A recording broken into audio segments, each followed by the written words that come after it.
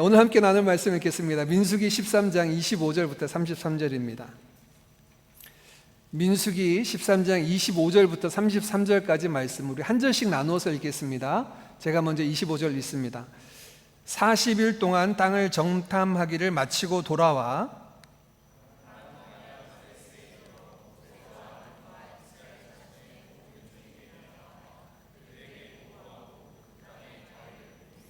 모세에게 말하여 이르되 당신이 우리를 보낸 땅에 간즉 과연 그 땅에 젖과 꿀이 흐르는데 이것은 그 땅의 과일이니이다.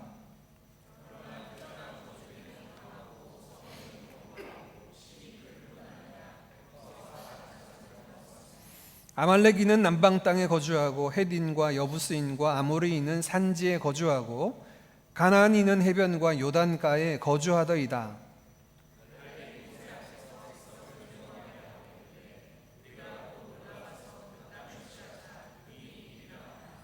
그와 함께 올라갔던 사람들은 이르되 우리는 능히 올라가서 그 백성을 치지 못하리라. 그들은 우리보다 강하니라 하고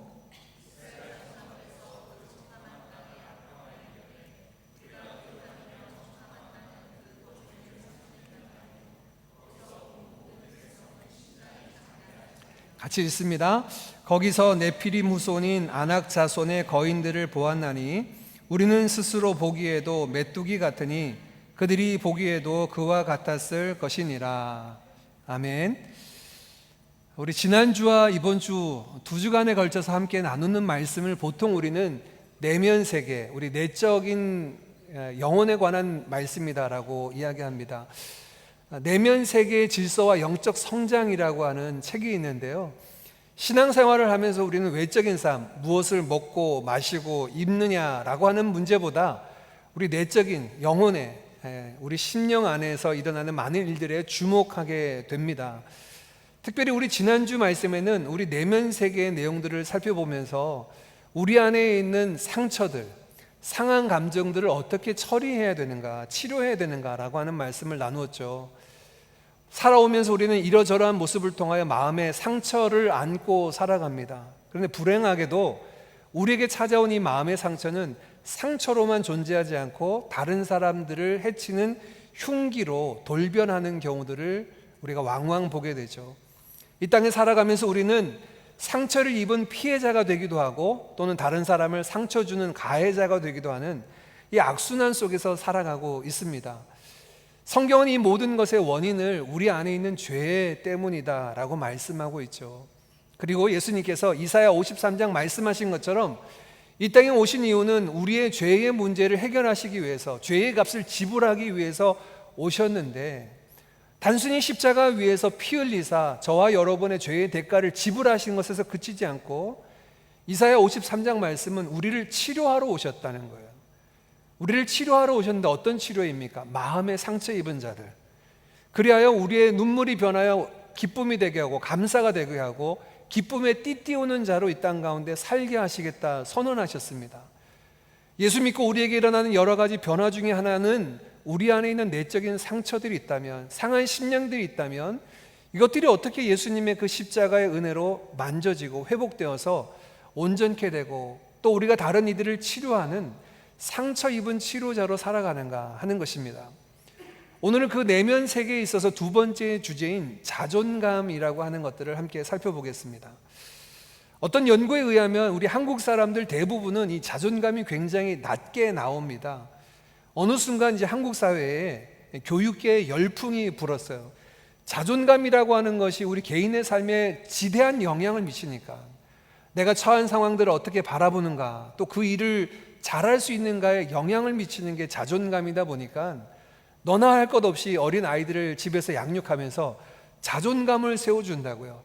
우리 아이가 최고다, 딸을 보고 아들 보고 네가 최고다, 세상에서 가장 소중하다, 네가 다른 애들보다 훨씬 더 잘한다, 이쁘다, 뭐 이렇게 길을 세워주는, 자존감을 세워주는 교육들이 또 열풍이기도 했죠. 근데 문제는 그렇게 한다고 자존감이 세워지지는 않습니다.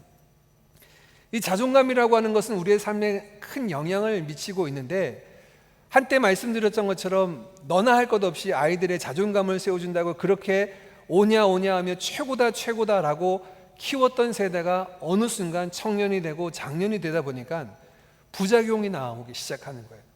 진짜 자기 중심적인 삶이 되는 거예요. 자기 자신이 최고인 줄 압니다. 가정에서도 군림하려고 하고, 직장에서도 다른 사람과 연합하고 함께 하기보다는 내 생각이 최고고 내 의견이 뛰어난데 라고 하는 이 고집불통의 아집을 가진 자들로 자라가는 이 부작용들을 보게 되는 거예요. 그런 모습으로 정말 건강한 자존감이 세워지는가? 불가능해 보이죠. 조사에 말씀드린 것처럼 한국 사람들 대다수가 자존감이 낮은 이유 중에 하나로 그 이유를 꼽는 것이 한국 문화의 영향이다, 이렇게 얘기해요. 왜냐하면 우리 한국 문화가요, 무엇인가 자랑하려고 하면 그거는 추한 것, 나쁜 것, 오히려 자기 자신을 깎아내리는 것, 이 겸양, 겸손한 것을 미덕으로 이렇게 이야기했던 사회죠. 이제 어느 집에 손님들이 초대함을 받았어요. 받아서 같이 와서 막 같이 식사를 하고 있는데 오신 손님들이 야, 음식 너무 맛있다, 너무 음식 솜씨가 좋다라고 칭찬을 하면 보통 남편분들이 이제 드라마의 이야기입니다. 저희 집 이야기 아니에요. 보통 남편분들이 뭐라고 얘기합니까? 뭘 음식을 잘하냐, 이만치 못하는 사람 어디 있느냐, 다 이만큼 하는 것 아니냐, 어디 가도 다 이렇게 먹는다, 이렇게 깎아내리는 거를 미덕으로 여기다 보니까 좋은 것을 좋다 얘기하는 것은 틀렸고 나쁘다는 교육을 우리가 받고 자란 거예요. 그러다 보니 은연중에 우리 자신에 대해서 가치를 매기는 것을 낮게 평가하고 살아가는 거죠. 이런 것이 우리의 모습입니다. 더욱이 신앙생활하는 저와 여러분은 여기서 조금 한 걸음 더 나아갑니다. 왜냐하면 성경은 교만한 것은 넘어짐의 앞잡이이고, 하나님 앞에 겸손한 것은 하나님의 마음을 시원케 하고 하나님께서 겸손한 자를 들어서 그를 높이시리라 하시는 이 말씀을 통하여 겸손해야 된다라고 하는 마음을 신앙생활하면서 우리 가운데 가지고 있죠. 그러다 보니 어떤 것을 주장하고 나타내고 자랑하고 좋다라고 얘기하기보다는 낮추어서 이야기하는 것이 당연한 것처럼, 그것이 온전하고 바른 믿음의 삶인 것처럼 살다 보니 점점 자존감에 대해서 좀 낮게 평가하는 경우들이 있어요. 이 자존감이란 그러면 무엇일까요? 이 자존심하고 좀 다릅니다.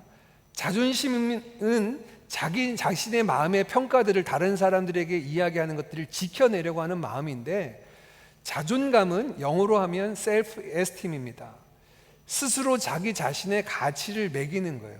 내가 얼마짜리다 라고 하는 거죠. 그런데 여러분, 우리는 사실 살아가면서 이렇게 가치를 매기는 사회 속에서 살아가고 있습니다. 주변에서 우리가 다른 사람들을 만날 때 또는 다른 물건을 바라볼 때도 마찬가지죠. 이 물건은 어느 정도 하는데 너무 비싸다, 아니면 너무 싸다라고 하는 물건이나 어떤 재화를 보면서 그것에 대한 가치를 스스로 매기기도 하고요, 물건뿐만 아니라 사람을 향하여서도 그렇게 가치를 부여하기도 하죠. 우리는 이 땅에 살아가면서 그렇게 가치를 또 부여받기도 합니다. 직장 생활을 하시는 분들은 직장에서 우리의 가치를, 우리의 수준들을 그렇게 평가를 합니다. 그래서 이 사람의 밸류는 어느 정도다라고 이야기하며 거기에 걸맞는 대우를 하겠다라고 이야기하기도 하죠. 학교 생활을 하고는 우리 자녀들도 늘 끊임없이 평가를 받습니다. 시험이라는 것을 통하여서 그 실력을 평가받죠. 너 시험 점수가 얼마야? 너 그레이드가 무엇이야? 라는 걸 통하여서 평가하는 사회 속에서 살아가고 있어요. 그래서 은연중에 우리는 다른 사람을 평가하기도 하고 또 우리 자신을 돌아보면서 평가를 살펴보기도 합니다. 특별히 자존감이라고 하는 것은 다른 사람들과 다른 재화에 대한 가치평가가 아니라 나는 얼마짜리일까? 나는 얼마나 소중하고 나는 얼마의 가치가 있을까를 스스로 점검하는 기준이 이제 자존감이라는 것입니다. 이런 가치를 매기는 사회 속에서 살아가면서 우리는 은연중에 이제 노이로제처럼요, 가치 사회에서 살아가고 있는 거죠. 저는 영화 전체를 보진 않았고 그냥 서머리만 봤는데요, 설국열차라는 영화가 있죠. 이 설국열차를 보면 칸칸마다 그레이드가 나누어져 있죠. 근데 마치 그런 설국열차와 같은 구조들, 비행기를 탑승해도 클래스가 나누어져 있는 것처럼 이 사회도 봐도 우리가 살아가면서 이 사람의 그레이드를, 가치들을 이렇게 평가하는 사회에서 살다 보니까 우리 스스로가 피곤하고 고난한 세상을 살면서 또 나 자신에 대해서도 그렇게 평가하는 경우들이 있습니다. 자존감이라고 하는 것이 우리의 삶에 어떤 영향을 미칠까, 또 어떤 것이 바르고 건강한 자존감일까 보여주는 가장 분명한 본문이 오늘 저와 여러분이 읽은 마태복음 13장에 등장하는 이 본문이리라 생각이 됩니다. 하나님께서 애굽 땅에서 430년 동안 이집트에 종살이하고 있던 이스라엘 백성들을 모세의 인도로 구원해냈죠. 건져냈습니다. 그리고 나서 시내산에 이르러서 하나님과 언약을 맺고 하나님의 예배드리는 성막을 짓고 난 이후에 하나님이 약속하신 가데스 바네아라고 하는 가나안 땅의 제일 아래 남단 동시에 도착하기까지 약 2년 정도의 시간이 걸립니다. 애굽에서 나와서 이집트에서 나와서 가나안 접경지까지 2년여 기간이 걸려서 도착했는데, 이 가데스 바네아에서 모세와 온 백성들이 같이 의논하기를 우리가 이제 하나님의 약속의 땅 가나안 땅으로 올라가게 되는데 어느 길로 올라가야 되는지, 그 길 끝에 살아가는 사람들의 모습은 어떤지 한번 살펴보고 오자라고 하는 회의를 하게 됩니다. 그리고 12지파에 한 지파에 한 명씩 대표자들을, 정탐꾼을 뽑게 됩니다. 총 12명을 뽑아서 제일 남단에 있는 가데스 바네아에서부터 북단에 이르기까지 왕복해서 약 40일 동안에 정탐하고 돌아온 장면이 오늘 본문입니다. 12명의 정탐꾼은 하나님의 약속의 말씀을 붙잡고 그들에게 주마 약속하신 그 젖과 꿀이 흐르는 땅 가나안 땅을 정탐하고 돌아와서 모세와 온 이스라엘 백성들에게 이렇게 보고를 하는데요. 오늘 본문 말씀 19절부터입니다. 19절부터 다시 한번 읽어보겠습니다. 27절부터인데요. 같이 읽어보겠습니다. 시작. 모세에게 말하여 이르되 당신이 우리를 보낸 땅에 간즉 과연 그 땅에 젖과 꿀이 흐르는데 이것은 그 땅의 과일이니이다.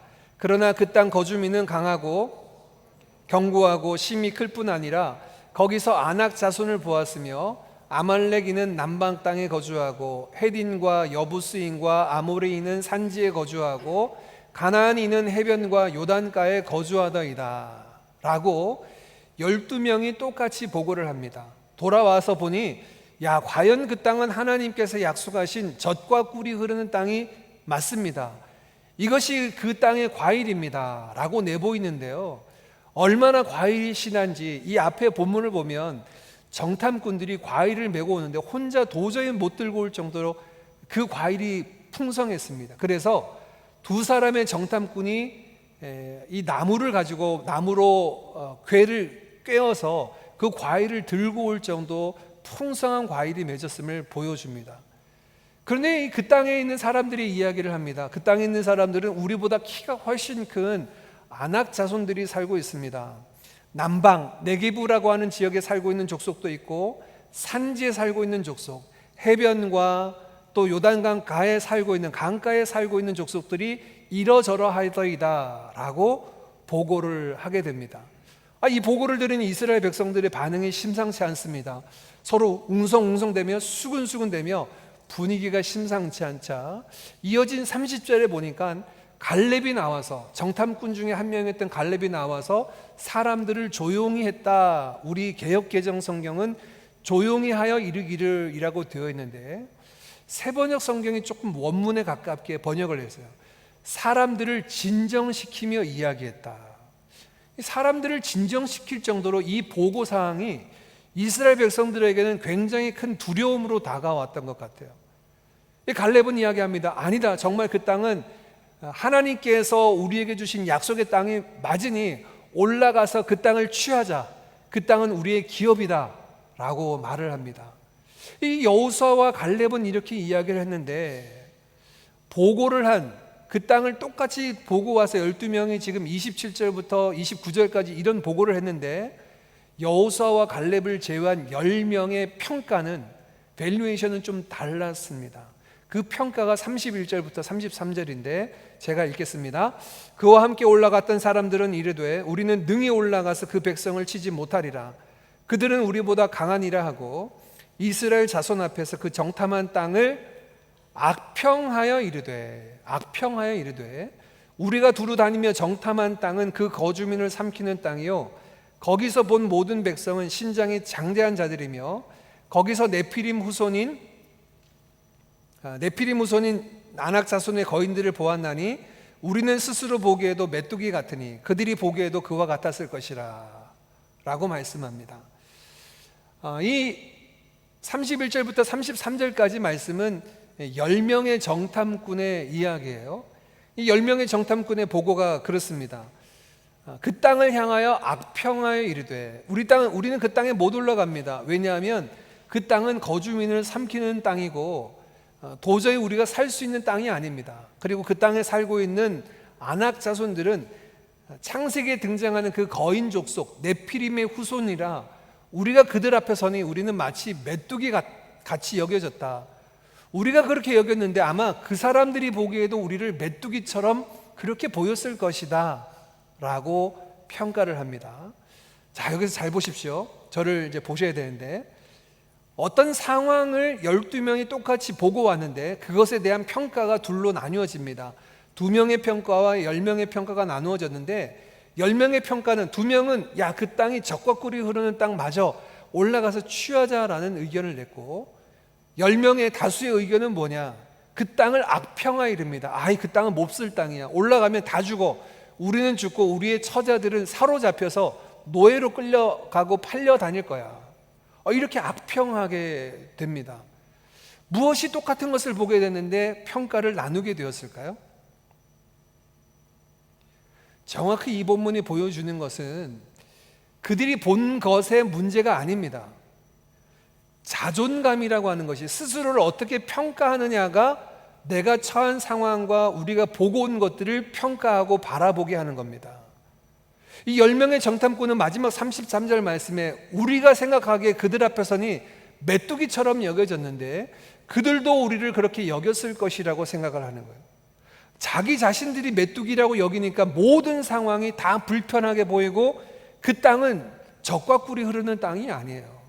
아니, 그들 스스로가 그렇게 과일을 그 나뭇가지 채서 메고 왔음에도 불구하고 그 땅을 향하여 악평하여 이르기를 사람을 삼키는 땅이요 사람을 죽이는 땅이니 우리 못 올라가겠다는 거예요. 여러분 보십시오. 이들은 가나안 땅과 그 가나안에 살고 있는 족속들에 대한 평가가 아니라 이 평가는 정확히 얘기하면 자기 자신들에 대한 평가입니다. 우리는 메뚜기니 그 땅에 올라갈 수 없어. 자존감이라고 하는 것은 첫 번째 어떤 모습으로 나타나냐면 우리의 삶에 우리가 보고 있는 다른 사람들을 향한 평가, 내가 오늘 맞닥뜨린 일에 대한 평가, 여러 가지를 살펴보게 되는데 그 평가를 진짜 그 진면목대로 평가하는 게 아니라 내가 나를 바라보는 그 시각으로 그것을 비추어서 생각을 하기 시작한 겁니다. 자기 자신이 메뚜기라고 여기니까 아낙 자손들은 감히 그들과는 상대해 볼 생각도 하지 못하고 그들은 우리를 메뚜기로 여기니 우리가 그냥 그들의 발로 밟힐 뿐이니까 올라가서는 안 된다라고 말을 하는 거예요. 맞습니다. 자존감은 중요합니다. 왜냐하면 우리가 우리 스스로의 가치를 어떻게 매기느냐에 따라서 우리가 맞닥뜨린 문제에 대해서 반응하기도 하고 상대방을 평가하기도 하기 때문입니다. 내가 메뚜기같이 여긴다면 우리는 아무것도 할 수 없을 겁니다. 심지어 오늘 이렇게 우리는 메뚜기같이 되었다라고 여기는 낮은 자존감, 무너진 자존감은요 영향을 미치게 되는데, 첫 번째, 이들은 하나님께서 올라가라고 약속의 땅으로 주신 가나안 땅을 악평하여 이릅니다. 그 땅은 나쁜 땅이야, 젖과 꿀이 흐르는 땅이 아니야 라고 악평하여 이르죠. 그리고 이들의 그 낮은 자존감 때문에요 그들 가운데 밀려오는 절망이 있습니다. 이 민수기 14장 1절 말씀에 보면 이 보고를 들었던 모여있던 모든 이스라엘 백성들이 밤새도록 통곡하여 이르되 라고 민수기 14장 1절 말씀하고 있어요. 낮은 자존감은요 어떤 상황을 맞닥뜨리면 우리로 하여금 무너져 내린 이후에 절망하게 됩니다. 그래서 밤새도록 통곡하게 해요. 밤새도록 통곡하게 할 뿐만 아니라 그 다음날 이르러서 이스라엘 백성들이 모여섭니다. 그리고 모세와 아론을 향하여 돌을 들어 치려하며 이야기하기를, 이제 모세와 아론이 우리 민족의 지도자가 아니야, 우리는 다른 지도자를 세워서 이집트로 돌아가야 되겠다. 430년 동안 조상 대대로 그렇게 강제 노역에 시달렸던 이집트로 돌아가는 것이 우리가 살 길이다 생각하며 이집트로 돌아가자라고 사람들이 의견을 모으기 시작합니다. 우리식으로 표현하면 무엇일까요? 낮은 자존감은요, 우리에게 어떤 현상을 맞닥뜨리냐? 어떤 어려움이 찾아와요. 누가 나에 대해서 나쁘게 악평하여 이르거나 잘못된 반응을 할 때 스스로 이야기하기를 안 되겠다. 차라리 예수 믿기 전의 삶이 훨씬 좋았네. 예수 믿기 이전으로 돌아가야 되겠다. 이게 지금 이스라엘 백성들의 모습이에요. 이집트로 돌아가야 되겠다는 거예요. 아니, 하나님께서 그렇게 이집트에서 통곡하며 하나님 앞에 구해달라고 기도하여서 건져내 주셨는데 그 이집트에서 노예로 살던 때가 더 낫겠다고 돌아가자는 거예요. 낮은 자존감은 우리를 향한 하나님의 계획과 하나님의 역사하심을 바라보지 못하게 합니다. 못이 아니라 하나님의 뜻이 아니라 우린 다른 길로 내려가겠다라고 우리의 삶을 이끌어가게 돼요. 이것이 낮은 자존감을 가지고 있는 이스라엘 백성들의 모습입니다. 근데 반대의 사람들이 있었죠. 여호수아와 갈렙 두 사람의 이야기입니다. 이 여호수아와 갈렙의 내용은 좀 다르죠. 이렇게 일어나서 이집트로 돌아가자라고 외치는 사람들에게 다시금 여호수아와 갈렙은 일어나서 그들을 권면합니다. 14장 7절부터 9절 말씀 제가 다시 읽겠습니다. 7절부터 9절입니다. 이스라엘 자손의 온 회중에게 말하여 이르되 우리가 두루 다니며 정탐한 땅은 심히 아름다운 땅이라. 여호와께서 우리를 기뻐하시면 우리를 그 땅으로 인도하여 들이시고 그 땅을 우리에게 주시리라. 이는 과연 젖과 꿀이 흐르는 땅이니라. 다만 여호와를 거역하지 말라. 또 그 땅 백성을 두려워하지 말라. 그들은 우리의 먹이라. 그들의 보호자는 그들에게서 떠났고 여호와는 우리와 함께 하시느니라. 그들을 두려워하지 말자. 자, 이게 이집트로 돌아가자라고 하는 이스라엘 백성들에게 여호수아와 갈렙이 나가서 설득하면서 하는 이야기인데요, 앞에 10명의 정탐꾼이 보고한 내용과 정반대입니다. 이 7절 말씀에 뭐라고 이야기합니까? 우리가 보고 온 땅은 심히 아름다운 땅이라고 얘기해요. 어제 분명히 10명의 보고는 그 땅을 악평하여 이르기를 그 땅은 거주민을 삼키는 땅이라고 했는데 여호수아와 갈렙의 평가는 달랐습니다. 아니, 그 땅은 젖과 꿀이 흐르는 땅이 맞고 심히 아름다운 땅이야. 우리가 그 땅에 가서 정말 평안하고 행복한 삶을 살 수 있어. 그들에게 그렇게 권면하고 있습니다. 그리고 반대의 경우가 있죠. 앞에 10명은 그렇게 이야기합니다. 우리가 그들 앞에 서니 우리는 메뚜기 같았어. 그들도 우리를 그렇게 여겼을 거야 라고 얘기했는데 마지막 9절 말씀에 보니까 여호수아와 갈렙은 뭐라고 이해합니까? 그들은 우리의 먹이라고 얘기해요. 이게 먹이라고 하는 것이 너무 좀 순화된 표현인데요, 정확하게 번역하면 이겁니다. 그들은 우리의 밥이야. 이게 원문 그대로 해석이에요. 그들은 우리의 밥이야, 먹잇감이야. 두려워하지 마라. 그들의 신은 그들에게서 떠났고 여호와는 우리와 함께 하시니 그 가나안 족속들이 키가 큰들, 힘의 능력이 있다 한들 두려워하지 말고 올라가서 취하자라고 이야기해요. 여러분, 이 10명과 2명이요 정반대의 반응을 보이고 있습니다. 10명은 자기 자신을 메뚜기라고 여겼는데 이 여호수아와 갈렙은 반대로 그들이 우리의 밥이라고 이야기하고 있어요. 먹잇감이라고 이야기해요. 어떻게 이렇게 차이난 평가를 하고 있을까요? 자존감이 차이죠. 스스로를 어떻게 평가하느냐에 따라서 상대가 먹잇감으로 보이느냐, 내가 메뚜기로 보이느냐, 이 큰 차이를 보이고 있는 겁니다. 그러면 여러분, 어떻게 여호수아와 갈렙은 이렇게 건강하고 온전한 자존감을 가지고 있을 수 있었을까요? 무엇이 이들을 건강한 자존감을 가진 자들로서 바르게 평가하게 할까요? 우리 답을 이 7절부터 9절에서 찾아봐야 됩니다. 7절부터 9절까지 쭉 이어서 보면 여호수아와 갈렙이 하는 이야기가 있습니다. 우리가 그들보다 숫자가 많아 이야기하지 않았어요. 우리가 그들보다 무기가 더 뛰어난 최신식 무기가 있어 말하지 않았어요. 대신 여호수아와 갈렙이 바라본 게 누굽니까? 지금 보고 계시죠? 누구를 바라보고 있어요? 8절 말씀, 여호와께서 우리를 기뻐하시면, 9절 말씀, 여호와께서 우리와 함께 하시니 그들을 두려워하지 말자. 올라가 그 땅을 취하자. 자, 보십시오. 건강한 자존감을 가지고 있는 여호수아 갈렙은 자기 자신이 얼마나 많은 능력을 가지고 있고 지략이 뛰어나고 아니면 소유가 넉넉하느냐 이거에 의해서 평가하게 하고 있지 않아요. 무엇을 하고 있냐면 여호와께서 우리를 기뻐하시고 여호와께서 우리와 함께 하시고 여호와의 언약의 말씀이 명령이 우리와 함께 있으니 라고 자기 자신을 평가할 때 누구와 연결시켜서 평가하냐? 하나님과 함께 연결해서 평가하고 있더라는 거예요. 이게 여호수아와 갈렙이 건강한 자존감을 가질 수 있는 근거가 되는 것을 알 수 있습니다. 그래서 오늘 설교 제목을 제가 자존감과 믿음이라고 이야기했는데, 여러분, 자존감이라고 하는 것이 너는 잘할 수 있어, 너는 무엇이든지 할 수 있어, 너에게는 잠재 능력이 있고 네가 열심히만 하면 무엇이든지 뛰어날 수 있어 라고 이야기한들 자존감이 세워질 수 있을까요? 많은 것을 우리의 주머니에서 털어서 우리 자녀들이 안겨준다고 그 아이들의 자존감이 늘어날 수 있을까요? 자기 자신에 대한 평가가 높아질 수 있을까요? 그러지 않습니다. 제가 싱가포르에 와보니까 이 싱가포르에는 정말 뛰어난 분들 참 많이 계시더라고요. 뭐 학력으로도 또 여러 가지 재력이나 또 행하는 일들 가운데 실력으로도 능력적인 부분에도 뛰어난 분들이 참 많이 계세요. 그 뛰어남이 제가 교회 안에서 말씀을 나누다 보면 나오는데요.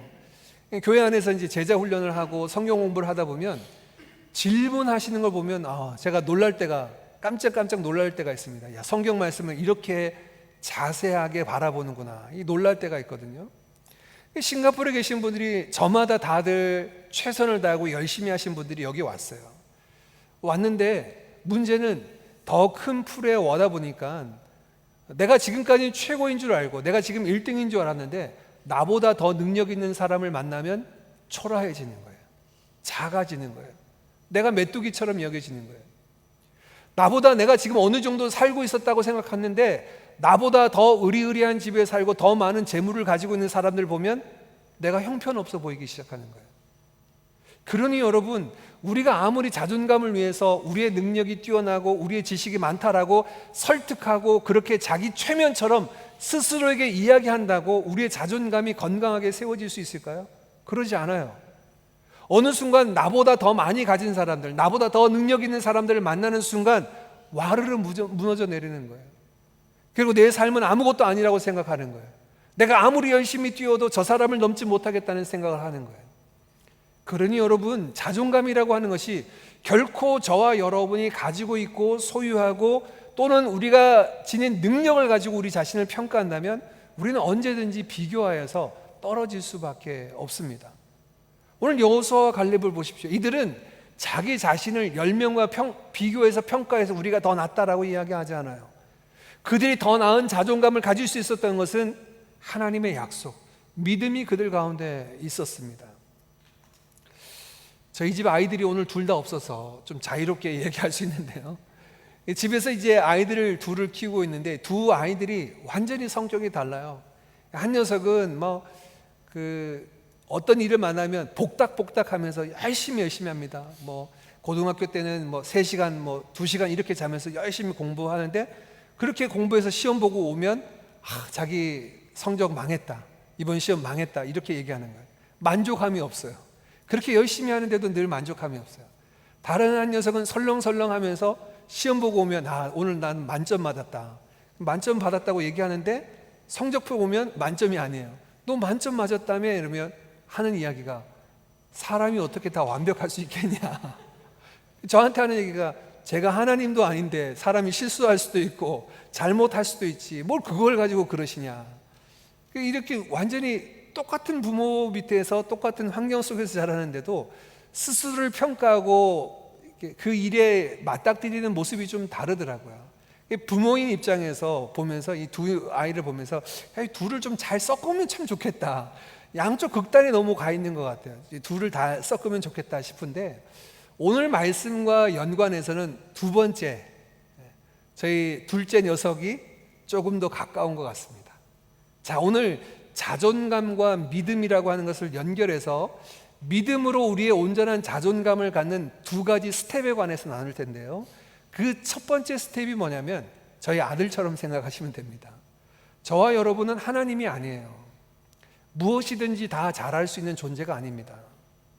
우리가 아이들을 키우면서요, 너는 잘할 수 있어, 무엇이든지 잘할 수 있고 너는 어떤 것을 네가 원하는 건 다 이룰 수 있어, 이렇게 얘기하면요, 아이들이 그렇게 믿고 자라가다가 자기가 실패에 부딪히고 벽에 부딪히면 좌절하고 낙심해요. 아, 나는 무엇이든지 다 잘할 수 있는 존재가 아니구나. 예, 그래요.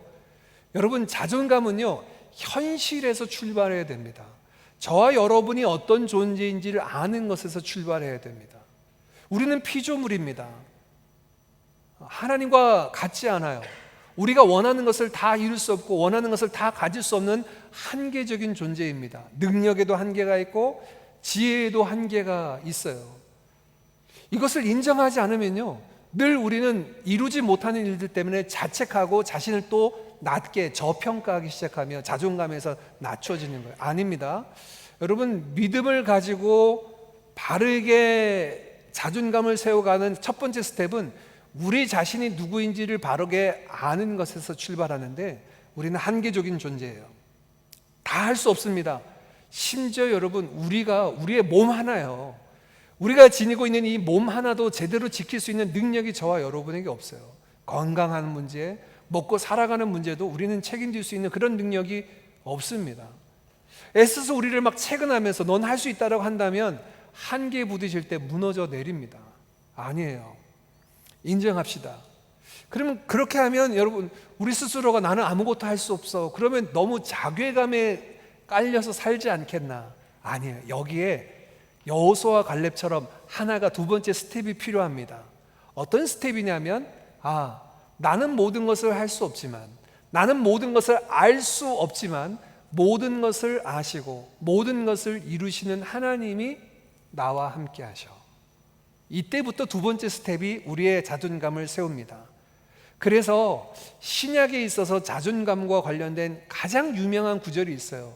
빌립보서 4장 13절 말씀인데 우리 다 같이 한번 읽어볼까요? 같이 읽습니다. 시작. 내게 능력 주시는 자 안에서 내가 모든 것을 할 수 있느니라. 아멘. 여러분 잘 보십시오. 내게 능력 주시는 자 안에서 내가 모든 것을 할 수 있느니라, 이 말을 뒤집어 볼게요. 거꾸로 해볼게요. 내게 능력 주시는 분이 안 계시면 나는 아무것도 할 수 없습니다. 이 말의 반대말이에요. 같은 말입니다. 같은 말인데 뒤집어서 표현했을 뿐이에요. 자, 사도 바울의 고백입니다. 내게 능력 주시는 자 안에서 나는 모든 것을 할 수 있습니다. 이 고백이 보기에는 굉장히 좋지만요, 정확하게 엄밀하게 이야기하면 이것의 첫 번째 스텝, 바울은 자기 자신을 정확하게 인식합니다. 나는 내게 능력 주시는 분이 계시면 가능하지만 내게 능력 주시는 분이 계시지 않으면 나는 아무것도 할 수 없습니다. 이게 그의 현 주소예요. 바른 주소입니다. 이게 그걸로 말미암아 그친 것이 아니에요. 여기서 두 번째 스텝으로 갑니다. 내게 능력 주시는 하나님이 계시기에 나는 무엇을 할 수 있다고 얘기해요? 모든 것을 할 수 있다. 이 모든 것의 모든 한계들을 넘어섭니다. 실제로 그렇습니다. 여러분, 이거는, 이 믿음은요, 모든 것을 할 수 있는다라고 하는 것들이 꿈은 이루어진다라는 것과는 다른 이야기예요. 제가 좀 다시 설명을 드리겠지만, 바울은 내게 능력 주시는 자 안에서 나는 주어진 모든 것을 다 감당할 수 있습니다라는 건강한 자존감을 가지고 살아왔고, 이런 바울의 모습이 구약에 등장할 때 여호수아와 갈렙처럼, 야, 그 사람들이 우리보다 키가 크고 힘이 많고 그 성읍이 크고 견고할지라도 여호와께서 우리와 함께 하시면 능히 우리가 그 상을 취하리라. 이때 갈렙의 나이가 40살이었어요. 근데 이후에 45년이 지나고 85세가 된 이 갈렙이 여호수아 13장에 등장하는데, 85세가 되었을 때 갈렙이 뭐라고 하시는지 아십니까? 45년이 지났음에도 불구하고 모세에게 나아가서 이야기합니다. 모세여, 그날에 당신도 들었거니와 이 산지를 내게 주소서. 내가 그 산지를 취하겠습니다. 그 헤브론 땅을 취하게 달라고 이야기하는데, 이 여호수아 13장 마지막에 보면 이렇게 되어 있어요. 이 헤브론 땅의 옛 이름은 기럇 아르바라, 아르바는 거인 족속 중에 가장 큰 자더라 라고 여호수아 13장에 맞춰요. 그러니 여러분, 85세 노인이 지금 달라고 요구하는 땅이 비어져 있는 공터가 아닙니다. 기럇 아르바라는 아르바 족속이 살고 있는, 거인 중에도 거인 족속들이 살고 있는 그 땅을 달라고 청구하는데, 그때도 갈렙은 똑같이 얘기합니다. 만일 여호와께서 나와 함께 하시면 내가 그 땅을 취하리라. 이 산지를 내게 주소서라고 나아갑니다. 그는 40대 때나 85세 때나 똑같은 고백을 하는데 무엇을 고백하는 거예요? 내게 능력 주시는 자 안에서 내가 할 수 있습니다라는 고백 가지고 하나님 의지하여 믿음으로 가는 겁니다. 믿음이 우리의 건강한 자존감을, 온전한 자존감을 세우는 중요한 잣대가 되는데, 여기에서 주의해야 될 것이 하나 있어요. 믿음처럼 보이지만 진짜 믿음이 아닌 것들이 있습니다. 이건 주의해야 됩니다. 이걸 우리는 보통 맹신과 광신이라고 이야기합니다. 맹신이나 광신이나 어떤 차이가 있냐면, 겉보기에는 믿음이 좋은 것처럼 보여요. 정말 하나님을 믿고 믿음으로 나아가는 것처럼 보이지만 실제로는 성경에서 말하는 믿음이 아니에요. 왜 아니냐? 두 가지 측면에서 아닌데, 첫 번째는 하나님의 성품에 따라서 일하는 믿음이 아니기 때문에 그래요. 하나님의 성품을 온전히 이해하고 나아가는 믿음이 아니고, 두 번째는 하나님의 약속의 말씀을 의지하여서 말씀대로 나아가는 믿음이 아닌 겁니다. 이것을 우리는 맹신이나 광신이라고 이야기합니다. 이거는 성경에서 말하는 믿음이 아니에요. 예를 들어서 이렇게 얘기합시다. 예수님께서 베드로를 향하여서 물 위를 걸어오라, 믿음으로 걸어오라 했는데, 베드로가 풍랑이 있는 바다를 보면서 두려워하니까 바다에 빠지지 않았습니까? 내가 내 믿음으로 하나님 앞에 내 믿음을 드러내 보이겠다고 태평양 한가운데서 바다에 걸어보겠노라고 뛰어내리시면 안 됩니다. 이게 이제 맹신이고 광신인데, 웃으셔야 되는 포인트에 안 웃는 여러분들은 어찌 봅니까? 사도행전 보니까 이 바울이 독사를 잡아도 죽지 않았어요. 그래서 그 섬에서 이게 신이다라고 추앙받는 일들이 있었잖아요. 성경에 보니까 예수를 믿으면 믿음의 사람들은 어떤 독을 마셔도, 독사를 쥐어도 죽지 않는다, 이 말씀을 듣고 나도 내 믿음으로 하나님 앞에 그 믿음을 드러내 보이겠다고 독사를 잡으면 죽습니다. 독을 마시면, 청산가리를 마시면 죽습니다. 이런 믿음이 맹신과 광신인 거예요. 믿음이 좋은 것처럼 보이지만 성경 어디에도 독을 마시라는 명령이 없어요. 독을 마시더라도 하나님께서 그 상황 가운데 인도하시고 보호하신다는 얘기지, 독을 마시라는 이야기를 하신 적이 없어요. 뱀을 집으라는 이야기를 하신 적이 없어요. 그런데 그것을 마치 내가 내 믿음으로 그렇게 해보겠노라고 하나님을 시험하는 것, 하나님의 성품에 반해서 일하는 것, 내가 자연 법칙을 거슬러서 물 위를 걸어보겠나고 뛰어가는 것, 맹신과 광신인데, 이런 믿음은요 건강한 자존감을 세울 수가 없어요. 그러면 어떤 믿음이어야 할까요? 하나님의 성품을 제대로 알고요, 하나님이 약속하신 그 말씀을 따라서 살아가는 믿음이어야지 건강한 믿음, 바른 자존감을 세워주는 믿음입니다. 오늘 여호수아와 갈렙이 그랬어요. 이 12명의 정탐꾼 중에 2명인 정탐꾼은 40일 동안 가나안 땅을 정탐하고 난 이후에 그들이 자신 있게 이스라엘 백성들 앞에 올라가자, 가서 그 땅을 취하자라고 할 수 있었던 근거가 있습니다. 지난 2년 동안 출애굽해서 이 가데스 바네아에 이르기까지 2년 동안 하나님께서 불기둥과 구름기둥으로 우리를 인도하시지 않았느냐? 여호와께서 우리와 함께 하신다. 이 땅을 향한 하나님의 약속이 그들 가운데 주어졌지 않습니까? 올라가라, 내가 너희 조상 아브라함 때부터 그 땅을 약속했다. 그 땅은 젖과 꿀이 흐르는 땅이다 라고 이렇게 말씀하시는 약속이 그들 가운데 있어요. 하나님의 약속이 있습니다. 그리고 40일 동안 정탐하고 왔더니 하나님의 약속의 말씀 그대로인 것을 확인하는 거예요. 그러니까 여러분, 여호수아와 갈렙은요, 하나님이 함께 하신다는 분명한 증거와 약속, 그분의 성품, 신실한 성품에 기대입니다. 그리고 그들에게 주신 약속의 말씀을 붙잡습니다. 40일 동안 그 땅을 정탐하고 와서 그것이 사실이라는 사실을 더욱 확신하게 됩니다. 그러니 이 믿음 가운데 이스라엘 백성들한테 그렇게 선포하고 외칠 수 있어요. 아무것도 보이지 않는 맨 땅에 야 우리가 올라가서 취하자, 꿈은 이루어진다, 이렇게 얘기한 게 아닙니다. 그들에게 주어진 것은 하나님의 약속이에요. 하나님이 함께 하신다는 분명한 증거가 그들에게 있었습니다. 이것 의지에 나아가는 거예요. 건강한 믿음은요, 하나님이 어떤 분이신가? 살아계셔서 역사하시는 하나님이 공의로 모든 것을 다스리십니다. 자비를 우리에게 베풀어 주십니다. 하나님이 거짓과 결탁하지 않아요. 그런데 여러분, 우리가 내 믿음으로 행한다고 이야기하며 부정한 짓을 하고 거짓과 결탁하면서 하나님께서 이루실 것을 바란다? 그것을 믿고 있다? 믿는다고 다 온전한 믿음이 아닌 거예요. 하나님의 성품에 기인해야 돼요. 그 하나님이 선하시다고 말하는데 선한 길이 아닌 악한 길로 행하면서 하나님께서 이루어 주실 것을 믿는 것, 그것은 온전한 믿음이 아니라는 겁니다.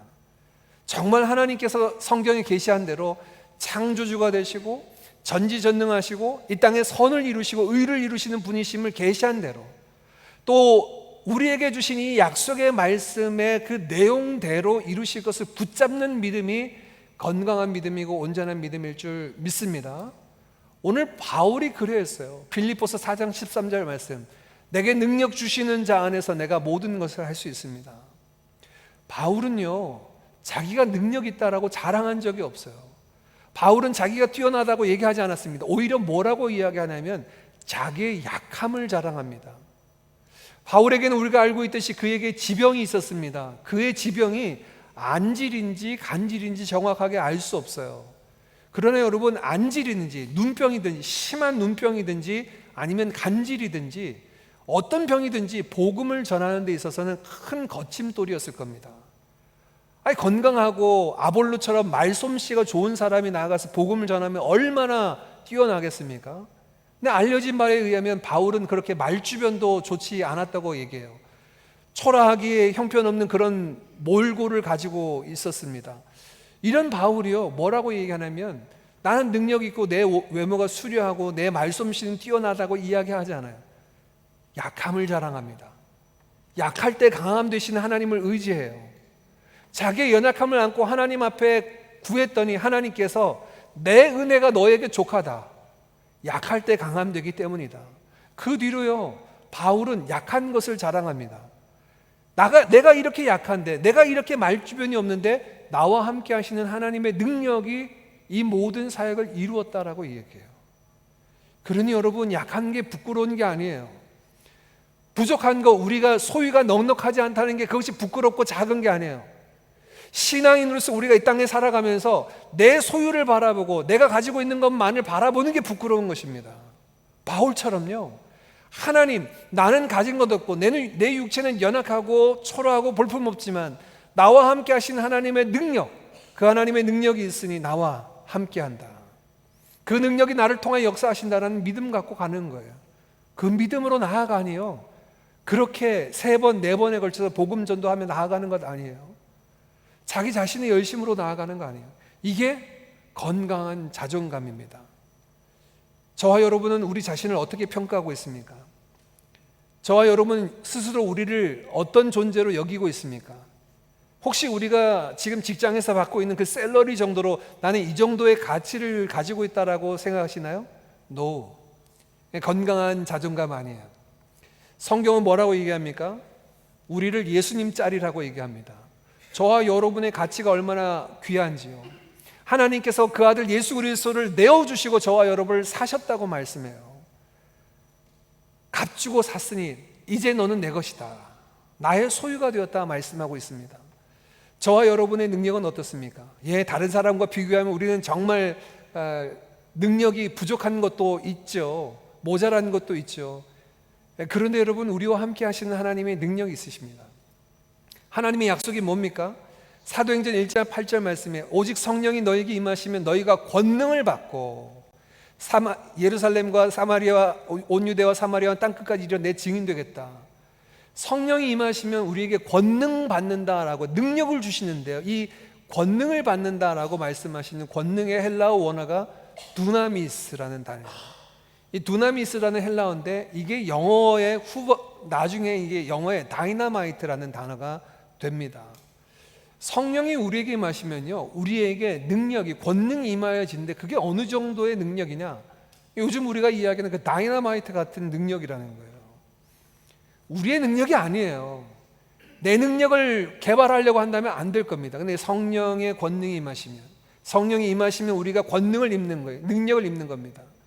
그러니 오늘 이 바울이 얘기한 것이요, 내게 능력 주시는 자 안에서 나는 모든 것을 할 수 있습니다. 이것이 믿음으로 우리 자신을 평가하는 기준일 줄 믿습니다. 세상 사람들이 뭐라 한들요, 나를 향하여 내 학력이나 내 재력이나 내 외모나 내가 사는 정도를 통하여서 무엇이든 얘기하든 하나님께서 저와 여러분을, 예수 그리스도를 값주고 사신 것 아니에요. 예수님 짤이라고 얘기하시지 않습니까? 그렇게 우리를 존귀한 자로 여기시지 않습니까? 우리는 그렇게 바라보는 거예요. 누가 뭐라 해도 나는 하나님의 존귀한 자녀야. 우리의 지위를 그렇게 생각하는 거예요. 능력에 모적합니까?